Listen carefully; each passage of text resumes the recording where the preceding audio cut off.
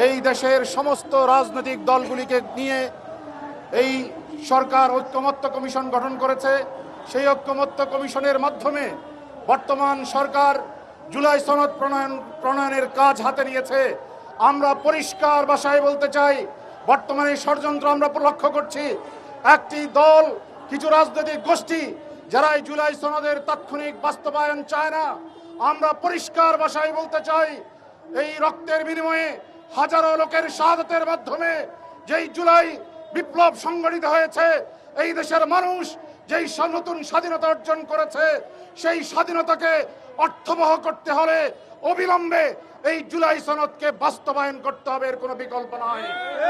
আমরা পরিষ্কার ভাষায় বলতে চাই, বর্তমান সরকারকে অবিলম্বে সাংবিধানিক আদেশের মাধ্যমে, গণভোটের মাধ্যমে, জনমত যাচাইয়ের মাধ্যমে জুলাই সনদকে বাস্তবায়ন করে সেই জুলাই সনদের আওতায় আগামী জাতীয় সংসদ নির্বাচন অনুষ্ঠান করতে হবে। আমরা এই দাবি জানাচ্ছি। আমরা লক্ষ্য করছি, বর্তমানে কিছু অপশক্তি মিলে আবার ফ্যাসিবাদী অপশক্তির পুনর্বাসনের অপচেষ্টায় লিপ্ত রয়েছে। এই অপশক্তিগুলির মধ্যে একটি অপশক্তি হচ্ছে জাতীয় পার্টি। 14 দল যারা বিগত 17টি বছর এই দেশের মানুষের উপরে যে অত্যাচার নির্যাতন হয়েছে, সেই অত্যাচার নির্যাতনের নীরব সমর্থন নয়, শুধু কার্যকরভাবে সক্রিয় সমর্থন প্রদান করেছে এবং এই দেশের মানুষের ভোটাধিকার নিয়ে বিগত ফ্যাসিস্ট সরকার যেই ছিনিমিনি খেলেছিল, তারা সেই ভোটাধিকার হরণের সেই খেলায় তারা অন্যতম গুটি হিসেবে তারা নিজেদেরকে প্রতিষ্ঠিত করেছে। আমরা পরিষ্কার ভাষায় এই দেশের আপামর জনগণের পক্ষ থেকে বলতে চাই, এই ফ্যাসিবাদী অপশক্তির সমস্ত দোসর জাতীয় পার্টি সহ 14 দল সহ সমস্ত রাজনৈতিক অপশক্তির কার্যক্রম নিষিদ্ধ ঘোষণা করতে হবে। সংগ্রামী সাথী বন্ধুগণ, আপনারা জানেন বর্তমান সরকার হাজারো শহীদের রক্তের উপরে ক্ষমতা এসেছে। অনেক মানুষ, হাজার হাজার মানুষ তাদের অঙ্গহানি করে এই বিপ্লবকে সার্থক করেছে। এদেশের গণমানুষ, এদেশের ইসলামপন্থী জনগণ তাদের পাশে দাঁড়িয়েছিল, কিন্তু আমরা দেখতে পেলাম তারা ক্ষমতায় যাওয়ার পরে এদেশের সিংহভাগ মানুষের সেন্টিমেন্টকে উপেক্ষা করে এমন সব পদক্ষেপ তারা গ্রহণ করেছে যেগুলি এদেশের 92% মুসলমানের সেন্টিমেন্টের সাথে যায় না।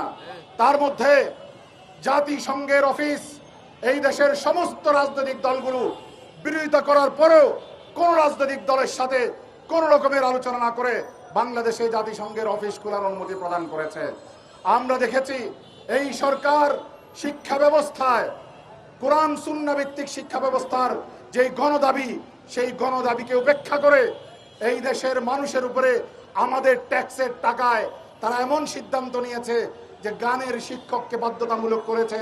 অথচ এদেশের গণমানুষের দাবি ছিল যে প্রত্যেকটা স্কুলে ধর্মীয় শিক্ষক, কোরআন সুন্নাহকে যারা পড়াবে, কোরআনকে যারা পড়াবে, এরকম শিক্ষক নিয়োগ করা। আমরা অবিলম্বে বর্তমান সরকারের কাছে দাবি জানাই, আপনারা যে প্রজ্ঞাপন দিয়েছেন গানের শিক্ষককে বাধ্যতামূলক করে, সেই প্রজ্ঞাপন বাতিল করে অবিলম্বে সকল শিক্ষা প্রতিষ্ঠানে ধর্মীয় শিক্ষক নিয়োগের প্রজ্ঞাপন অবিলম্বে আপনাদেরকে জারি করতে হবে। যদি এই সমস্ত দাবিগুলি আপনারা না মানেন, তাহলে কিন্তু এই দেশের জনগণ, এই দেশের রাজনৈতিক শক্তি আপনাদের আস্ফালন, আপনাদের এই অপচেষ্টা, আপনাদের কৌশলী আচরণ এগুলিকে কিন্তু বুঝে ফেলেছে। আমরা কিন্তু আপনাদেরকে আর সময় দিতে চাই না। প্রয়োজনে আরেকটি অভ্যুত্থান হবে, কিন্তু এই দেশের মাটিতে জুলাই সনদ ছাড়া কোন নির্বাচনে এই দেশের জনগণ মানবে না। আমরা আমাদের আগামী দিনে আমরা এই দাবি আদায়ের জন্য আমাদের আন্দোলনকে আমরা অব্যাহত রাখবো। আমরা গণমানুষের দোরগোড়ায় পৌঁছতে চাই।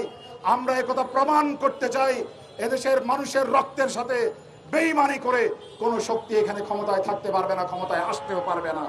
আল্লাহ পাক রব্বুল আলামিন আমাদের সবাইকে আগামী দিনের আন্দোলনে আমাদের সাথে শরীক হবার জন্য, গণমানুষের সাথে শরীক হবার জন্য আমাদের সবাইকে তৌফিক দান করুন।